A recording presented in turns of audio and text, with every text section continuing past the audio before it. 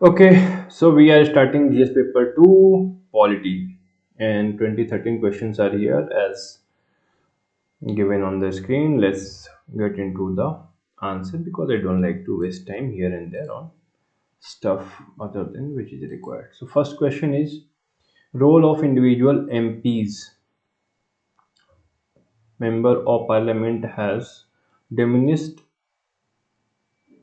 over the years as a result healthy constructive debate on policy issues are not usually witnessed. How far can this be attributed? So there is this thing observation and keen observation has been made. उसके बाद ये पूछ रहे हैं कि how far this can be attributed to anti-defection which was legislated but with a different intention.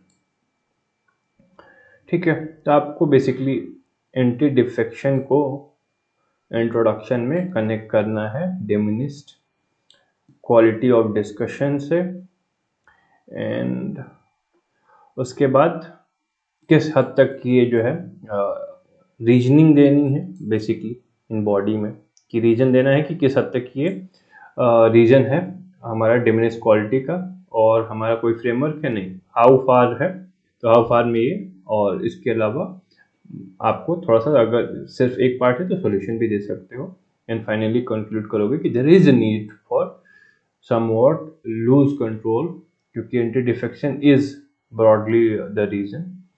तो देखेंगे, और इसका इंटेंशन भी हमें बताना पड़ेगा, किस इंटेंशन से किस कॉन्टेक्स्ट में लाया गया था ये, वो बताना है। तो चलो स्टार्ट करते हैं। Okay, anti-defection law was inserted in constitution via 52nd amendment 1985 as 10th schedule. ठीक है, the motive behind enactment of this law was to prevent defection of MPs for power and money. Okay, but this in again ये आपने short objective बात किया है, इसकी वजह से क्या होता था बेसिकली, अगर इसका वन वर्ड कहे ना तो स्टेबलाइज गवर्नमेंट। ठीक है, स्टेबलाइज गवर्नमेंट, तो गवर्नमेंट को स्टेबलाइज करने के लिए लाया गया था, है ना, क्योंकि एमपी अगर इधर उधर जा रहे हैं तो very often it leads to Ayaram Gayaram policy, और उसकी वजह से गवर्नमेंट स्टेबलाइज नहीं हो पाती थी, नहीं हो पाएगी तो फिर कोई सॉलिड डिसीजन नहीं ले पाएंगे, इफेक्टिव पॉलिसी नहीं ला पाएंगे, क्योंकि again opposition will buy. So to bring that और to address that issue anti defection law was brought. ठीक है, but this in turn limited role of individual MP in constructive debate because, हाँ तो आप यहाँ पे आए हो, यहाँ पे रीजंस डाल दोगे।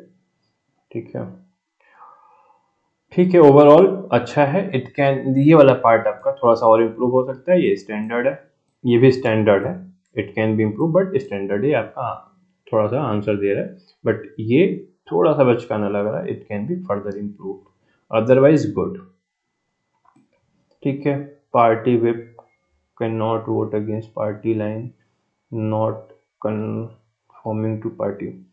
तो इसमें आपको बेसिकली बताना है कि due to strict adherence of party guidelines, individual MPs cannot contribute to constructive debate, especially when their agenda or their own personal view goes against party view. So they are forced to abide by their party ideology. तो individual की जगह पे ये party based या party ideology को इस law ने forefront पे रख दिया है, ये वजह है। ठीक है, this law does not prevent MPs to speak their mind in parliament during the discussion, नहीं, इट काइंड डज। अगर आपने बोल दिया कुछ भी अगर, तो आप मालूम है ना कलेक्टिव रिस्पॉन्सिबिलिटी वाला एक, तो मिनिस्टर तो वैसे भी नहीं बोल सकते हैं, और otherwise you will get kicked, है ना, तो ये पावर देता है पार्टी के हाथों में, सो दैट्स देयर। तो इसी को तो रैशनलाइज करने की बात थी कि कुछ भी है एंटी डिफेक्शन नहीं, जो आपकी फ्री स्पीच है उसको अभी भी बात हो रही है कि that should not be treated as anti-defection if it goes against the party view. ठीक है. Way forward, increase in number of parliament session, promote healthy discussion, line of Canada and New Zealand.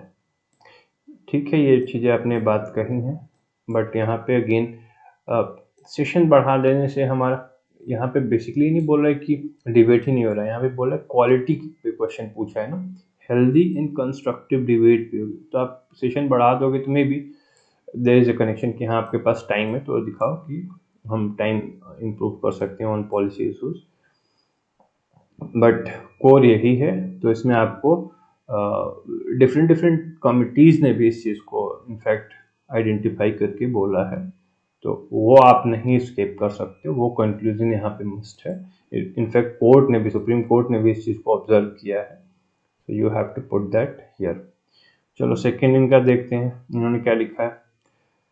Student second writes PRS legislation report. ठीक है, 2020 throws light on constructive work of parliament which has been marginalized. 20% of the legislation has been discussed on policy and issues. बहुत अच्छा. You can congratulate yourself. ये वाली आपकी report का जो observation है राइट ऑन द मार्क है. ठीक है, यहाँ से आप बिल्कुल कर सकते हो. The passing of hasty legislation 17th Lok Sabha also throws limitation of role of individual MPs which has diminished over, यहाँ पे आप ये which लगा दीजिए तो आता है. ठीक, over the years. As a result, constructive debate on policies are not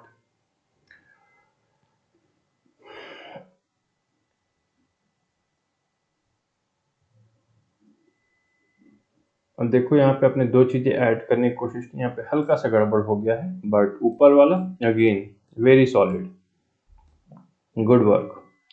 यहाँ पे इसको आपको सीधे यही करना था कि जो आप हैस्टी लेजिस्लेशन, इसे बेसिकली आउटकम होता है. अगर कंस्ट्रक्टिव डिबेट नहीं है तो ये है, और आउटकम से भी आप इन्फर कर सकते हो कि हेल्दी डिबेट नहीं हो रहा है. But this is more of a symptom than a cause. ठीक है, attributed to anti defection law, it's member abstain not voting there. Voting पे मत जाइए. ठीक है, तो आप सीधे सीधे इस पे एक बड़ा सा अगर रैशनल देते तो सीधे कि it binds individual MP to their party ideology and party guidance. जो भी है आप उनके अगेंस्ट नहीं बोल सकते हो. ठीक है, तो it treats any such voice can be treated as anti-defection, and that MP can lose it or her seat, so that would again result in his or her expulsion. And if she is expelled, then no one is going to put their views for constructive debate. अपनी seat नहीं गंवाने वाले हैं. So that's the whole thing. Need to adopt recommendation of parliamentary committee to scrutinize and control the discord contributing healthy for. तो इस पे में भी आप लोगों का थोड़ा सा व्यू नहीं बना है, बट इस पे व्यू यही है कि एंटी डिफेक्शन लॉ को थोड़ा सा रैशनलाइज करने की ज़रूरत है, फ्री स्पीच को हटाने की ज़रूरत है from anti defection. Anti defection का स्कोप लिमिट करने का आप बहुत सुने होंगे, पढ़ने अगर नहीं पढ़े तो भी ये इम्पॉर्टेंट है ला. तो अभी भी जो स्टैंडर्ड व्यू है इस चीज़ पे वो ये है कि हमें इसके स्कोप को लिमिट करना है ऑन फ्लोर टेस्ट और एक्सट्रीमली इम्पॉर्टेंट मैटर्स. वहाँ पे आप जो है गाइडलाइंस तक ही लिमिट रखना है, जनरल चीज़ों पे नहीं. आई विल गिव यू, जैसे आप यहाँ पे एक एग्जांपल देते हैं कि एक MP था जो बाहर, पार्लियामेंट छोड़िए, बाहर जो है स्पीच दे रहा था. I forgot the name. अगर आप याद हो पाए तो आप ऐसे भी सिंपल भी लिख सकते हो एग्जांपल कि अब MP giving speech outside even parliament was hold responsible for anti defection and was expelled. तो आप बाहर तक पे तो आप पे लग रहा है, और वो ज़्यादा कुछ बोला भी नहीं था ऐसा कुछ. So that's why they are not contributing. ठीक है, they are abiding the party guidelines in party whip.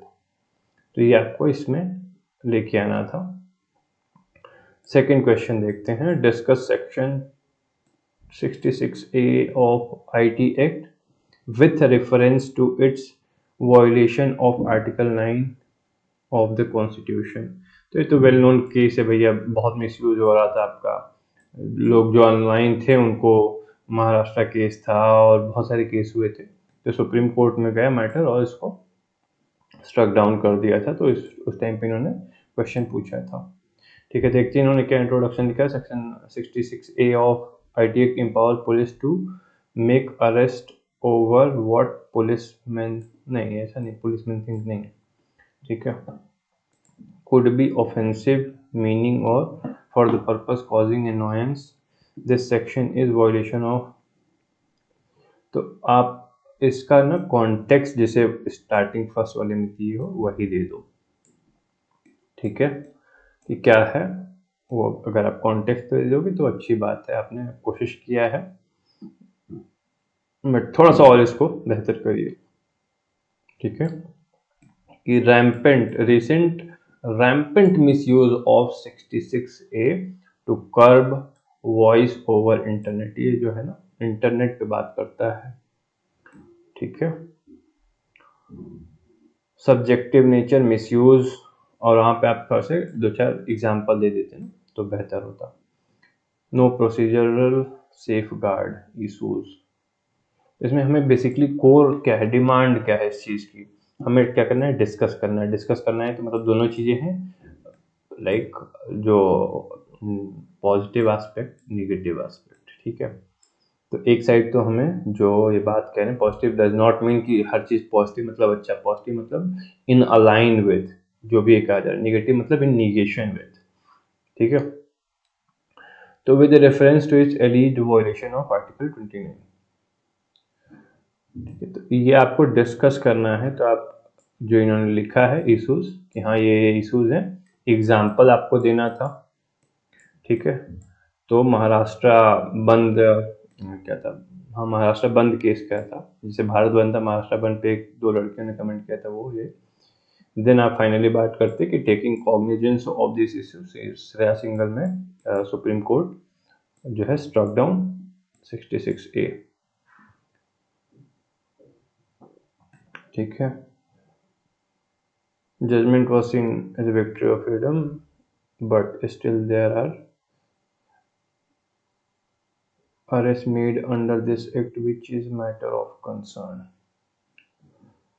तो एक इन्होंने हटा तो दिया ऑनलाइन बेसिकली, पहले इनका देख लेते हैं उसके बाद डिस्कस करता हूँ। 66A of IT Act, this section made a punishable offense for any person to send of any information that the government believed to be false using computer। अब देखो फॉल्स नहीं है, ये चीज़ें आपको थोड़ा सा ना यहाँ पे स्ट्रिक्ट होना पड़ेगा अपनी वर्ड से। मैं कुछ गलत रिपोर्ट भेज दूँ तो क्या गवर्नमेंट पकड़ लेगी? नहीं, ठीक है। तो यहाँ पे आपको वर्ड्स बहुत अच्छे से देखने पड़ेंगे भाई। आपको मैंने इंटरनल सिक्योरिटी के टाइम पे बताया है कि आप अच्छे से सेक्शन कुछ जो IT एक्ट की इंक्लूडिंग सेक्शन 66A, आप बाकी सेक्शन देख लो एक बार, तो बहुत अच्छा आपका, अगेन आपने देखा नहीं है तो इसलिए आप दोनों लोग ये चीज़ लिख रहे हो। सो गो थ्रू दैट, देन आप इसको रीराइट जब करोगे ना तब देखना कितना अच्छा आएगा। So go through that, once you read it will give you the whole idea कि क्या वर्ड यूज करना है, ठीक है। दिस मैटर्स अ लॉट, छोटी चीज़ है बट इट मैटर्स। हाँ ये आपने अच्छा किया है, article 19 of constitution said only person freedom of speech, it said any person has provide for freedom of speech and expression with reasonable restriction which do not, like जो ये है ना IT 66, तो ये रीजनेबल रेस्ट्रिक्शन के scope में नहीं आता। ये अच्छा आपने लाइन ऐड किया है, यही आपको लाइक बॉडी में भी और कर सकते थे। तो जो आपने लिखा है इसको अगेन आर्टिकल कुछ जो फंडामेंटल राइट में, जैसे आर्टिकल ये हो गया 19 हो गया, आर्टिकल 21 हो गया, ये रट मारिए भाई, ठीक है। Right to life and liberty जो है, ये इसके साथ साथ कॉन्स्टिट्यूशन बेयर एक्ट एक बार पढ़ेंगे तो उसके पीछे जो है कुछ कुछ केसेस भी दिए होते हैं, वो बहुत काम आते हैं। ठीक है। लीस्ट to violation of 19 goes against freedom of speech and expression लिखा है जो है आपने, कैसे जाता है ये आपको बात करना था। तो ये रीजनेबल रिस्ट्रिक्शन के बियॉन्ड जा रहा है, इसलिए आर्बिट्ररी मिसयूज की आप बात करोगे, है ना, एग्जाम्पल साइड करोगे, ठीक है, सब्जेक्टिव नेचर की बात करोगे, ठीक है, पॉलिटिकल जो है ना इंटरफेरेंस की बात करोगे, प्रेशर की बात करोगे, ये चीजें थी। ठीक है। वे अहेड, वे अहेड जो है आपको ये है कि security concern over internet is a matter of concern or a legitimate matter which needs to be balanced with right to free speech and expression। ये आपका वे फॉरवर्ड है, इसको हम कैसे बैलेंस करें, इसका जो बैलेंसिंग एक्ट है, that's the way forward, right. आप सिर्फ यही कर दोगे कि हर चीज ऐसे स्ट्रक डाउन कर दोगे तो people might spread violence over internet, है ना। ऐसे अभी देखो कई केसेस आए हैं where people have used religious based, again I would quote that, quote क्या, basically I would cite example of beheading के कुछ वीडियोस अपलोड किए गए थे to promote disharmony among religious group. तो ये चीज़ है, इसको बैलेंस करना है, अगर इसको काउंटर करना है तो we need some act, we need some provision to act against these people. तो वो चीज़ है, तो ये आपका वे फॉरवर्ड है। क्लियर। नेक्स्ट क्वेश्चन हम देखते हैं भाई। Recent directive from ministry of petroleum and natural gas are perceived by Nagas as threat to override exceptional status enjoyed by state. Discuss in light of Article 371A of Indian Constitution। So ये आपका asymmetric federalism का बहुत बढ़िया example है, where some states are given special privileges और status. Nagaland उनमें से एक है। तो हुआ क्या भाई, मिनिस्ट्री ऑफ पेट्रोलियम ने कुछ डायरेक्टिव किया था इशू। चलो देखते हैं इन्होंने क्या introduction. Directive related to centralised control of petroleum and natural gas resource by Ministry of Petroleum agitated Naga as it goes against exceptional status enjoyed by Nagaland state under 371A। Relation of abuse with relation of our issue with provision under 71A talks about sovereignty of Naga। नहीं, basically what says ना कि parliament का कोई law नहीं apply होगा administrative decision में या कस्टमरीज law में। बेसिकली बहुत बड़ा सा ये एक आर्टिकल है, कम से कम नहीं तो 25-30 बातें करता है, बट ओवरऑल एक पार्लियामेंट्री लॉ को जो है रिस्ट्रिक्ट करता है अंडर क्या है, सब्जेक्ट टू पार्लियामेंट्री लॉ जो है, they are subjected to Naga customary practices and believes, जो भी उनके जो कस्टमरी चीज़ें चली आ रही है उनके। ठीक है, सोशल प्रैक्टिसेस, कस्टमरी लॉ, हाँ, and procedure, ownership of transfer, इन सब चीज़ों पे डील करता है, एडमिनिस्ट्रेशन पे भी डील करता है। ठीक है, ऑफ नागा एरियाज, उसमें भी चीज़ें लिमिटेड हैं। काउंसिल की बात करता है, देयर डिस्ट्रिक्ट नागालैंड एक्ट 1962 है, तो उस पर भी बात करता है। बट आपको सब कुछ तो लिखना नहीं है, यहाँ पे आपको बात बेसिकली करना है कि दे किस तरह का जो आपने यहाँ पे किया है ना, एक्सेप्शनल स्टेटस क्या है वो, तो extended right and freedom to Nagas in their internal matter या इन स्टेट ऑफ नागालैंड, तो उनको एक्सटेंडेड राइट मिला है। ठीक है, लाइक आई सेड कि पार्लियामेंट की लॉ भी जो है मेंट्स लॉ इज ऑल्सो, तो नोटिफिकेशन तो बहुत छोटी चीज हुई है ना। सो यही बात है कि जब लॉ नहीं आ रहा तो तुम नोटिफिकेशन कैसे जारी कर दे रहे हो। This was something that has agitated Nagas.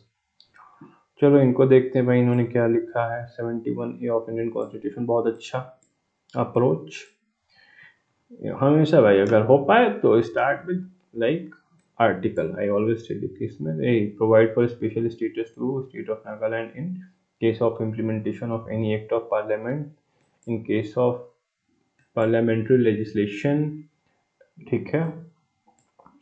Then आपका administration, transfer of land etcetera. अगर आप इतना लिख दोगे तो ज़्यादा एप्रिशिएबल होगा, ठीक है ना। क्या, फिर से रिपीट कर रहा हूँ, देखो कि provide special status to Nagaland with respect to parliamentary legislation, administration of the area, transfer of land resources etcetera, ठीक है। तो it would give a holistic feeling. आपने सिर्फ एक बात कह दी, that's good, it can be further improve, तो मैंने आपको बता दिया, ठीक है। देन आपको डिस्कस करना है governor is responsible for the implementation of act. लग रहा है पढ़ के आंसर लिख रहे हो भाई, यहाँ discretionary power such provision can be matter of concern as national security has seen recently direction of Ministry of ONGC in implement Naga override। तो बेसिकली डायरेक्शन जो है ना उनका ऑटोनॉमी और जो रीजनल जो पावर दी गई है नागा काउंसिल्स को, उसको ओवरराइड कर रही थी, ठीक है। विदाउट देयर डिसीजन मेकिंग या involvement, you are not suppose to issue such direction. तो they were not involve, that was like I told you previously, वही केस था। तो dedicated committee including a parliament to resolve issue and revisiting the Naga because accord to address the concern। तो इसमें यही बात है कि भाई there is need to adhere the spirit of article 371। जब तक कि भाई है तब तक तो adhere करो, जब हटा देना तब करना, ठीक है। और डिस्कस में और क्या ऐड कर सकते हो ये सोचना। एक और डायमेंशन है, जब हम बॉडी वाला पार्ट करेंगे, अभी इसीलिए नहीं कर रहा हूँ क्योंकि हमेशा वीडियोस लंबी हो जा रही हैं। तो there is another dimension to it, जो आपने एक डायमेंशन पकड़ा है, सिंस डिस्कस है और बहुत छोटा क्वेश्चन है, तो you could add that thing to get some extra bonus mark या एक्स्ट्रा एज, जो कि जनरली नहीं देखने को मिलेगा। So think about that. Supreme Court of India keeps a check on arbitrary power of Parliament in amending Constitution. Discuss critical. A very beautiful question. इसके लिए आपको अंडरस्टैंडिंग होनी चाहिए कि हाउ कॉन्स्टिट्यूशन जो है एक बैलेंस ऑफ पावर बनाता है बिटवीन, लाइक आप पढ़ते होगे कि यूएस में जुडिशियल सुपरमेसी है, यूके में पार्लियामेंट्री सुपरमेसी है, इंडिया में there is a synthesis of both. तो वो वाला एस्पेक्ट जो है ना पूरा यहाँ पे कवर होता है। So there is a check and balance mechanism in the constitution, और उसी का एप्लीकेशन है कि when there is arbitrary exercise of power by parliament, तब हमारा जुडिशरी उसको चेक करता है ठीक है। इसको हमें डिस्कस करना है। डिस्कस में अगेन फॉर अगेंस्ट आप जा सकते हो, फॉर एंड अगेंस्ट। जनरली जो हमारा है कि आपको हाँ करता है, बट इससे पहले आप अगर अगेंस्ट वाला दिखा दो कि नहीं कर पाया है, तो इट वुड बी बेटर। चलो देखते हैं इन्होंने क्या उठाया है क्रिटिकली डिस्कस में। या तो सीधे सीधे आप जो भी बातें कहे हो उसमें भी आप सिंपल एक ही साइड भी उठा सकते हो कि हाँ it does but there are concern. तो दो अप्रोच इसमें जनरली देखने को मिले हैं मुझे। लाइक आई हैव बीन, जब कॉपियाँ मैंने चेक की तो ये क्वेश्चन कोचिंग वालों ने भी कई बार पूछा है। तो these are the two main approaches which most people take. Parliament can amend constitution by special majority, इसकी बिल्कुल ज़रूरत नहीं है। आप यहाँ से स्टार्ट करते या तो वैसे करो कि article 368 provide power amending power to parliament, और इसके साथ साथ आर्टिकल कौन सा है जो सुप्रीम कोर्ट को पावर देता है फॉर जुडिशियल रिव्यू, ठीक है। देयर इज एन आर्टिकल, ठीक ना, जुडिशियल रिव्यू, ठीक है। तो अगर आप ऐसी बात करें तो दोनों फिर बात करते हैं, तो it can be made better, ठीक है। इंट्रोडक्शन पे और आप इसको अच्छा कर सकते हो। आई गिव यू, इसका इंट्रोडक्शन है, मैं देने की कोशिश करता हूँ, बट पहले आंसर देख लेते हैं। Supreme Court checks on arbitrary amendment. अब इसमें आप क्या कहना चाह रहे हो कि यस वाला एस्पेक्ट, ठीक है, देखते हैं कि इन फेमस केशव नंदा जरूरत नहीं है, सीधे शुरू हो जाओ, ये सब चीज़ें बिल्कुल नहीं लिखना है, ये एडजेक्टिव एडजेक्टिव बिल्कुल नहीं। Kesavananda Bharati case 1973, Supreme Court laid down basic structure, इस तरीके से आप जो है टू द पॉइंट एकदम लिखो, ये सब चीज़ें नहीं, फेमस है अनफेमस है उससे कोई मतलब नहीं है। Article of 13 of Indian constitution, how constitution any law, अच्छा हाउ नहीं है, लॉ है भाई, which will have inconsistency with fundamental rights shall be null and void, ठीक है। इंदिरा नेहरू गांधी, यही लिखा है ना, ये इंदिरा नेहरू गांधी केस, इनका नाम इंदिरा नेहरू गांधी था।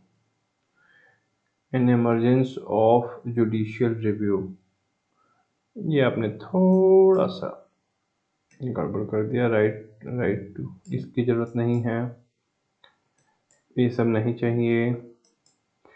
हाँ, मनिका केस आपका रेलेवेंट है, आपको इसमें एग्जाम्पल नहीं देना है, केस को डिस्कस करना है कि कैसे, है ना। आपको क्वेश्चन क्या पूछ रहा है कि चेक्स ऑन आर्बिट्ररी पावर, तो आप बताओगे कि there is a doctrine laid down, जो इसको हम बोलते हैं बेसिक स्ट्रक्चर डॉक्ट्रिन, उसके बेसिस पे judiciary reviews laws and amendment, ठीक है। And what does it checks कि there is no violation of basic structure of the constitution. और बेसिक स्ट्रक्चर, ये डॉक्ट्रिन क्या कहता है, ये रिकॉग्नाइज करता है कि though parliament has power to amend the constitution, however in doing so it can not take away the basic structure of the constitution. ये अगर आप आंसर में नहीं डाले हो, ये बात नहीं लिखे हो, it can not be complete sir and madam. तो this exact thing should be written here, यही तो पूरा ग्राउंड है, यही तो आपकी बात है आर्बिट्ररी पावर पे। तो जब ये आप नहीं ले सकते हो, जब भी चीज़ नहीं कर सकते हो, that's the whole thing, basic structure नहीं लेते हो, तो आर्बिट्ररी क्या है, anything that tries to take it away और that goes against the basic structure. Basic structure के दो एस्पेक्ट हो गए, एक तो कि बेसिक स्ट्रक्चर को आप हटा रहे हो, है ना। एग्जाम्पल होगा एनजेएससी, उसमें इन्होंने कोशिश की थी एटलीस्ट सुप्रीम कोर्ट के हिसाब से to take away judicial independence, जो कि judicial independence has been held as part of basic structure. तो एक तो ये हो गया, कई बार ऐसे कानून या अमेंडमेंट आते हैं that goes against basic structure, तो अगेंस्ट वो रहेगा, बेसिक स्ट्रक्चर है कॉन्स्टिट्यूशन में, उसके अगेंस्ट आप कोई अमेंडमेंट ला रहे हो, तो that is what it means, ठीक है। तो ये हो गया, और देन इस पे आपको कुछ एग्जाम्पल देने पड़ेंगे, ठीक है। और पहले वाला भी अगर कुछ दे पाओ, ये हल्का सा दिखा पाओ तो इट्स बेहतर। चलो इनका देखते हैं इन्होंने क्या लिखा है भाई। ओके, इन केशव नंदा भारती जजमेंट रिडंडेंट, मतलब आप लिख सकते हो बट अगेन कट शॉर्ट, ठीक है। as much as you can, limited the power of parliament in amending constitution by inventing doctrine of basic structure of the constitution, apt है, very apt introduction। supreme court in amending power of parliament, parliament commend all part, Golaknath, यहाँ पे क्या है, limited power की बात की थी इन्होंने, ये कहा, बट इसका अगर आप इसके केस किया यहाँ पे तो यहाँ पे लिमिटेड पावर है ना कि सैक्रोसेंट पार्लियामेंट के not take away fundamental right. तो इन्होंने बात की कि लिमिटेड पावर है। केशवानंदा भारती की इसकी बेसिक स्ट्रक्चर है, यहाँ पे भी लिमिटेड पावर को ही रखा है, ठीक है ना, कि though parliament can amend any part but limitation है कि बेसिक स्ट्रक्चर आप नहीं ले सकते हो, ठीक है। अब पहल केशवानंदा भारती की parliament can not turn into unlimited, यही आपने यहाँ पे जो बात की बहुत लाइक सही आपने रिप्रेजेंटेशन जो केसेस के थ्रू दिया है ये। तो आप इनको क्लब भी कर सकते हो, जरूरी नहीं कि आप ऐसे दिखाओ, बट ऐसे दिखाना भी सही है, कई बार देख के नंबर निकल जाते हैं भाई पेन से, तो it's okay, it's good. Hence, through various judgment, Supreme Court has kept Parliament in check related to amendments, ठीक है, but sometimes steps by Supreme Court can can be seen as interference in power। अब ये आप again सही से formulate नहीं कर पाए हो, ठीक है, तो आप यहाँ पे कंसर्न्स ऐसे हेडिंग डाल दिया करो ना, जब नहीं समझ में आएगा ना तो कंसर्न या लिमिटेशन जो है ना इस तरह से कुछ हेडिंग डाल दो। Concern would be rather apt heading in this case कि जुडिशियल इंटरफेरेंस की जो बात कही जाती है, जुडिशियल ओवर रीच की बात कही जाती है, बट वो अमेंडमेंट पे नहीं कही जाती, but it can be said. ये कंसर्न तो है ना, striking down of NJAC act, तो कई लोग इसको देख रहे हैं भाई कि हाँ आप इसमें जो पूरा प्रोसेस है पूरे इसको ही आपने हटा दिया, तो हाँ आपने लेजिटिमेटली कंसर्न रेज कर दिया है। सो SC should maintain the balance between the executive and judiciary, ये और बेहतर है। आप इस पे लास्ट में कंक्लूजन ये कर सकते हो कि Indian constitution has this, how would I formulate? The Indian Constitution establishes check and balances of power among the judiciary and legislature, which needs to be maintained। अब उसके बाद और क्या है, तो एक तो हमारे कंक्लूजन हो गया, वे फॉरवर्ड दे सकते हो, ठीक है ना। तो ये की वर्ड्स जैसे इसमें था ना चेक एंड बैलेंस, ये देन आपका ये ऊपर जो मैंने फर्स्ट वाले में बताया था कि जो डॉक्टरीन है कि हाउ वाला एस्पेक्ट ना, कि ये तो आपने बात कर दी कि आर्बिट्ररी पावर पे, तो हाउ ये आपको दिखाना पड़ेगा। देन आप मनिका केस का जो इन्होंने लिखा है ना, इसमें इन्होंने एग्जैक्टली एक्सरसाइज किया था, जो जो it wasn't a constitutional amendment, but इन्होंने ले डाउन किया था कि जो भी आप पार्लियामेंट कर रही है ना, एक बहुत अच्छी बात लक्ष्मीकांत में लिख रखी इन्होंने कि it can not B arbitrary irrational, जो इन्होंने बात की ना इसी के लाइन पे, and law should be reasonable, तो वो आप बात कह सकते थे। It's a very beautiful question. तो ओवरऑल आई वुड रिकमेंड कि आप इसको फिर से एक बार लिखो ताकि आपकी थॉट क्लैरिटी आए, क्योंकि ये बहुत अच्छा क्वेश्चन है। It can be asked in interview, it can be again asked back, क्योंकि ये अभी ऑन गोइंग है, and this thing you have to be very clear। this question you can write back, क्योंकि पूरा चेक एंड बैलेंस इशूज सारी चीज़ें इसमें income पास है, और आप तो लाइक बिल्कुल लिखो, क्योंकि ये सब चीज़ें नहीं है यहाँ पे रेलेवेंट, ठीक है, दीज आर इरेलीवेंट थिंग्स। आप इससे क्या दिखाना चाहते हो, है ना, कि emergence of due process instead of procedure establish by law, ठीक है। ये ड्यू प्रोसेस कहाँ पे, अच्छा आपने पकड़ा है, बिल्कुल पकड़ा है, आप एग्जांपल दिए, बट सोचो कि आप ये आर्टिकल के थ्रू दे रहे हो, आप मनी का केस यहाँ पे आपको सीधे लिखना था, ठीक है, तो ये गड़बड़ कर दे रहा है। 32 में आपने क्या यहाँ पे बात किया है, right to constitutional remedies. Again fundamental right सब पे तो नहीं अप्लाई हो सकता, आपने एक बेसिस बनाया है, तो इट शोज की आपकी कॉन्सेप्चुअल अंडरस्टैंडिंग जो है ना, conceptual understanding is limited। आपको हर जगह पीसी का सहारा लेना पड़ा है, तो you should broaden that horizon and include मोर। अच्छा है, आपने लिखा है कुछ, वे फॉरवर्ड देखते हैं भाई और क्या लिखा है। वायलेशन, हाँ, सेपरेशन बिटवीन, ओके, लिमिटेशन। तो proactive role of judiciary are seen as violation of which said about separation of power between executive and judiciary, as it is seen as going against 121, which said that SC not to discuss matter of house in the parliament in the court।